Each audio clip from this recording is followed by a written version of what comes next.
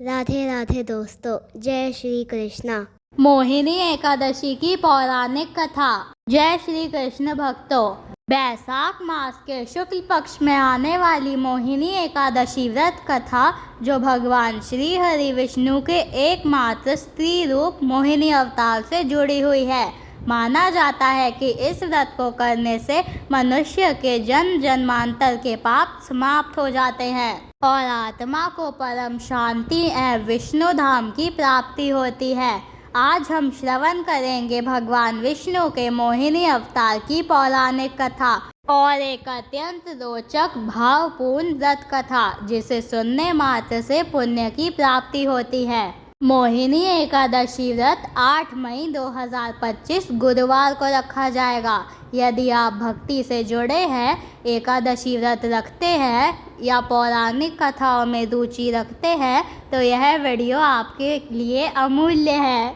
हर भक्त ये पावन कथा जरूर सुने। यह मात्र कथा नहीं, यह ईश्वर की करुणा का, धर्म की रक्षा का और भक्ति की अमर ज्योति का जीवांत चित्रण है। जिस दिन स्वयं संपूर्ण ब्रह्मांड के अधिपति भगवान श्री हरि ने मोहिनी रूप धारण कर देवताओं को अमृत प्रदान किया, वह दिन था एकादशी का। उसी पुण्यतिथि का नाम है मोहिनी एकादशी। जो व्यक्ति इस कथा को श्रद्धा पूर्वक सुनता या पढ़ता है, उसे गौदान, यज्ञ और तीर्थ स्नान का फल प्राप्त होता है। वह सभी पापों से मुक्त होकर भगवान विष्णु के धाम वैकुंठ लोक को प्राप्त होता है। भक्तों, मोहिनी एकादशी केवल व्रत का दिन नहीं, यह आत्मा के मोह से मुक्ति का द्वार है। यह व्रत मोह, माया और पाप को काटने वाला एक दिव्य उपाय है। इसकी कथा सुनने मात्र से जन्मों के पाप नष्ट हो जाते हैं और प्रभु की कृपा सहज ही प्राप्त होती है। प्राचीन समय की बात है, बैसाख मास में जब शीतल वायु मंद मंद बह रही थी, पुष्पों की सुगंध वातावरण को पवित्र कर रही थी, तब धर्मराज युधिष्ठिर ने भगवान श्री कृष्ण से अत्यंत विनम्रता से पूछा, हे वासुदेव, आप तो त्रिकालदर्शी हैं, समस्त जीवों के हितैषी हैं, कृपया मुझे यह बताइए कि बैसाख मास के शुक्ल पक्ष की एकादशी का क्या नाम है और उसकी कथा क्या है।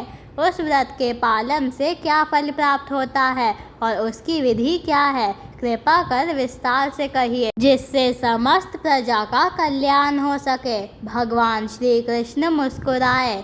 उन्होंने अपने नेत्रों में करुणा और वाणी में मधुरता भरते हुए कहा, हे धर्मराज, यह प्रश्न पूर्व काल में भगवान श्री राम ने भी अपने गुरुदेव महर्षि वशिष्ठ से पूछा था। आज मैं वही पावन व्रत कथा तुम्हें कहता हूँ, जिसे सुनकर मनुष्य समस्त पापों से मुक्त हो सकता है और उसे मोक्ष की प्राप्ति होती है। भगवान राम ने एक दिन वशिष्ठ मुनि से प्रश्न किया, हे मुनिवर, कृपा करके मुझे कोई ऐसा व्रत बताइए जो समस्त पापों का विनाश कर दे, मोह जाल को काट डाले और मेरे जीवन को शुद्ध बना दे। वशिष्ठ मुनि बोले, हे राम, बैसाख मास के शुक्ल पक्ष की जो एकादशी होती है, वह मोहिनी एकादशी के नाम से जानी जाती है। यह व्रत इतना प्रभावशाली है कि यदि कोई मनुष्य इसे श्रद्धा, भक्ति और नियम पूर्वक करता है, तो वह जीवन के समस्त पापों से मुक्त होकर भगवान श्री हरि विष्णु के वैकुंठ लोक को प्राप्त होता है। अब मुनि वशिष्ठ उस कथा को कहते हैं, जो प्राचीन काल में घटित हुई थी। एक समय की बात है, सरस्वती नदी के पवित्र तट पर भद्रावती नामक एक नगर था। वहाँ एक अत्यंत धर्मात्मा राजा राज्य करता था, जिसका नाम था धृतिमान। वह चंद्रवंश में उत्पन्न हुआ था और अपनी न्यायप्रियता वह धर्म पालन के लिए प्रसिद्ध था। उसी नगर में एक धनवान वैश्य रहता था, जिसका नाम था धनपाल। उसका हृदय अत्यंत पुण्यशील और करुणा से परिपूर्ण था। उसने अनेकों धर्मशालाएं, कुएं, बावड़ियां, मंदिर और गौशालाएं बनवाई थी। वह भूखे को अन्न, प्यासे को जल और दुखी को सांत्वना देता था। उसका जीवन भगवान विष्णु की भक्ति में समर्पित था। धनपाल के 5 पुत्र थे, सुमना, मेधावी, सुकृति, धृतिमान और दृष्टबुद्धि। पांचवा पुत्र दृष्टबुद्धि अपने नाम के अनुरूप ही था, अत्यंत दुराचारी, अपवित्र और अधर्मी था। कोई भी ऐसा पाप नहीं था जो उसने ना किया हो। उसके व्यवहार से धनपाल का हृदय टूट गया। उसने अनेक बार समझाया, समझाने के बाद दंडित किया, लेकिन जब कुछ भी असर ना हुआ तो उसने विवश होकर दृष्टबुद्धि को घर से निकाल दिया। नगरवासियों ने भी उससे किनारा कर लिया। उसका जीवन अंधकार में हो गया। ना अन्न, ना वस्त्र, ना छत। वह दर दर भटकता और पश्चाताप की आग में जलता। एक दिन भाग्यवश वह महर्षि कौंडिन्य के आश्रम में पहुंच गया। वह समय बैसाख मास का था और कौंडिन्य मुनि गंगा स्नान कर आश्रम लौट रहे थे। उनके शरीर से दिव्यता झलक रही थी। दृष्टबुद्धि ने उनके चरणों में गिरकर करुणा स्वर में कहा, हे मुनिवर, कृपा कीजिए, मेरा जीवन पाप से भर गया है। मुझे ऐसा उपाय बताइए जिससे मेरा उद्धार हो जाए। कौंडिन्य मुनि ने करुणा से कहा, हे वत्स, तुमने जो पाप किए हैं उनके लिए पश्चाताप ही प्रथम उपाय है और दूसरा उपाय है मोहिनी एकादशी का व्रत। इस दिन उपवास रखो, प्रभु का स्मरण करो, रात्रि में जागरण करो और अगले दिन ब्राह्मणों को दान दो। यह व्रत मेरु पर्वत जैसे पापों को भी नष्ट कर देता है। दृष्टबुद्धि ने मुनि के वचनों को आत्मसात किया और पूरे विधि पूर्वक मोहिनी एकादशी का व्रत किया। उसने दिन भर अन्न जल त्याग कर व्रत किया, रात्रि में भजन कीर्तन में भाग लिया और अगले दिन स्नान कर ब्राह्मणों को दान दक्षिणा देकर भोजन कराया।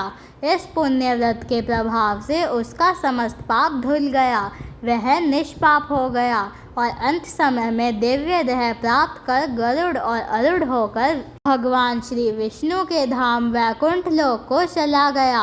हे राम, यह मोहिनी एकादशी का व्रत ऐसा है जो न केवल जीवन की दिशा बदल देता है अपितु परलोक तक सुधर जाता है। फिर श्री कृष्ण युधिष्ठिर से कहते हैं, हे धर्मराज, जो मनुष्य इस व्रत को श्रद्धा से करता है उसे सहस्त्र गोदान, स्वरदान और अन्नदान का फल प्राप्त होता है।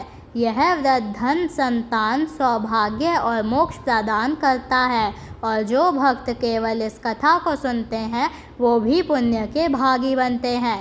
हे धर्मनिष्ठों, मोहिनी एकादशी केवल एक व्रत नहीं है, यह मोह और माया के बंधनों को काटने वाला आत्मज्ञान का द्वार है। यह व्रत श्री हरि की उस लीला से जुड़ा है जब उन्होंने स्वयं मोहिनी रूप धारण किया था। देवताओं और दैत्यों ने जब समुद्र मंथन किया था तो अंत में अमृत निकला। उस अमृत के लिए दोनों पक्षों में संघर्ष हो गया। तब भगवान विष्णु ने मोहिनी रूप धारण कर असुरों को मोह में डालकर देवताओं को अमृत पान कराया। उसी दिन से इस एकादशी का नाम पड़ा मोहिनी एकादशी। यह श्री हरि विष्णु के उस मोह विनाशक स्वरूप का स्मरण कराती है जिसमें वह स्वयं माया को पराजित करते हैं। जो मोहिनी एकादशी व्रत करता है वह मोह से मुक्त होता है और जो यह कथा सच्चे भाव से सुनता या पढ़ता है उसके जीवन में आनंद, शांति और श्री हरि की कृपा स्थायी हो जाती है। मोहिनी एकादशी की यह कथा उन अनगिनत रहस्यमय और अद्भुत घटनाओं में से एक है जिसमें भगवान विष्णु ने सृष्टि की रक्षा के लिए मोहिनी रूप में अवतार लिया था। यह कथा केवल मोहिनी एकादशी से जुड़ी नहीं है बल्कि यह दर्शाती है कि जब भी देवताओं पर संकट आता है भगवान विष्णु अपने अद्भुत रूपों में प्रकट होकर धर्म की रक्षा करते हैं। सनातन धर्म में भगवान विष्णु के अनेक अवतार हैं, मत्स्य, कूर्म, वराह, नरसिंह, वामन, परशुराम, राम, कृष्ण आदि। परंतु इन सभी में एक अवतार सबसे अनूठा है, मोहिनी अवतार। यह भगवान विष्णु का एकमात्र स्त्री रूप था जिसमें उन्होंने नारी रूप में आकर देवताओं की रक्षा की और अमृत को असुरों के हाथों में जाने से बचाया। यह कथा केवल शक्ति और चातुर्य की नहीं बल्कि धर्म और अधर्म के संघर्ष की भी है।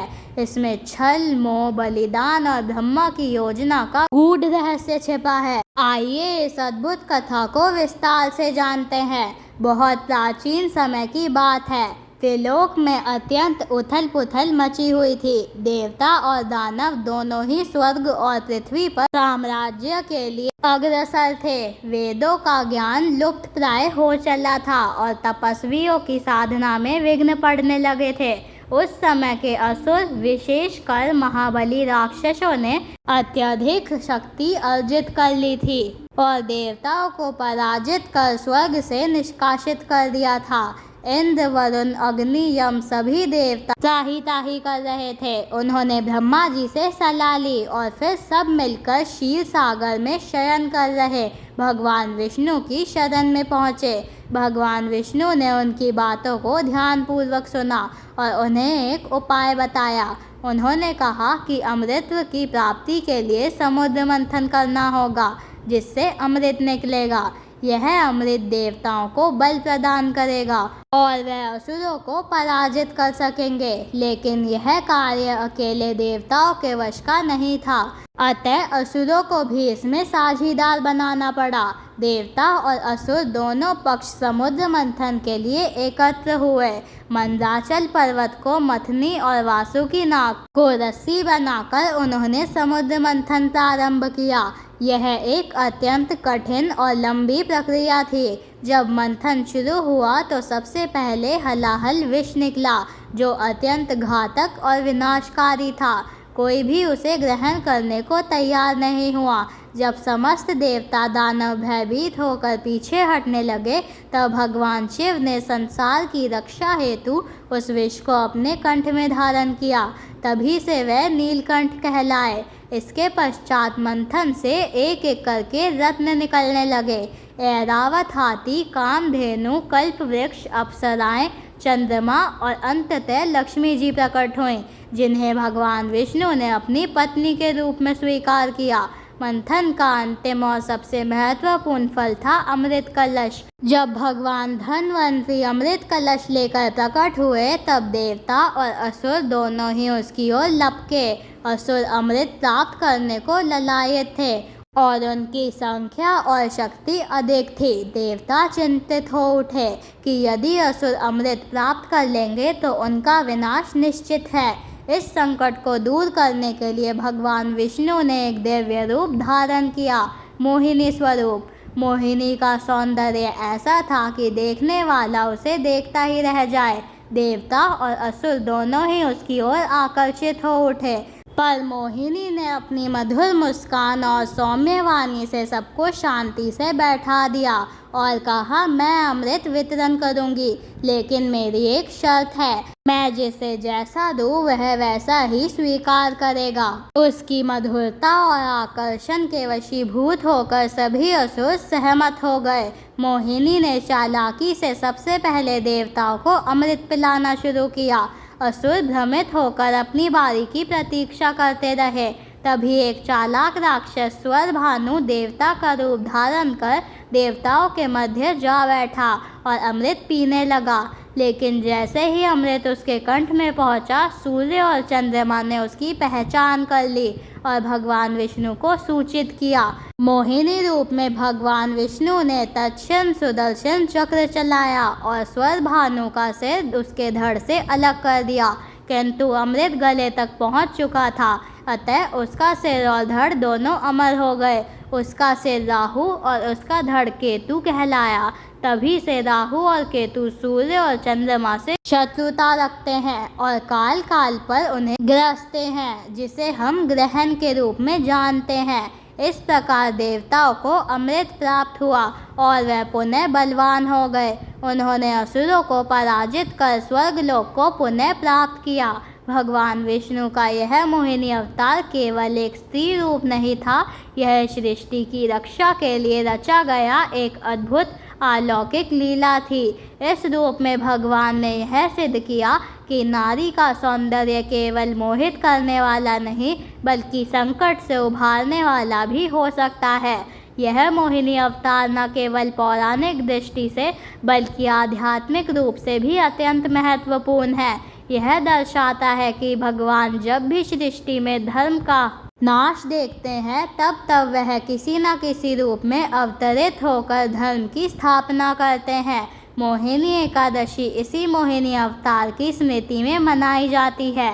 इस दिन व्रत रखने से मोह का नाश होता है, चित्त शुद्ध होता है और भक्त जन भगवान विष्णु की कृपा के पात्र बनते हैं।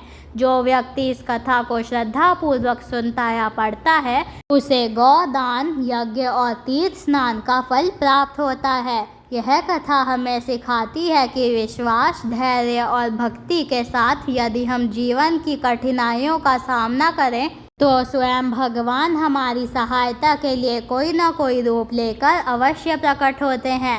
आप सभी को मोहिनी एकादशी की शुभकामनाएं। आप सभी पर श्री हरि विष्णु भगवान का आशीर्वाद सदैव बना रहे। धन्यवाद। अगर आपको यह वीडियो पसंद आई है तो इस वीडियो को लाइक करें, मेरे चैनल ऑलवेज हैप्पी को सब्सक्राइब करें और कमेंट बॉक्स में जय श्री हरि विष्णु अवश्य लिखें। राधे राधे।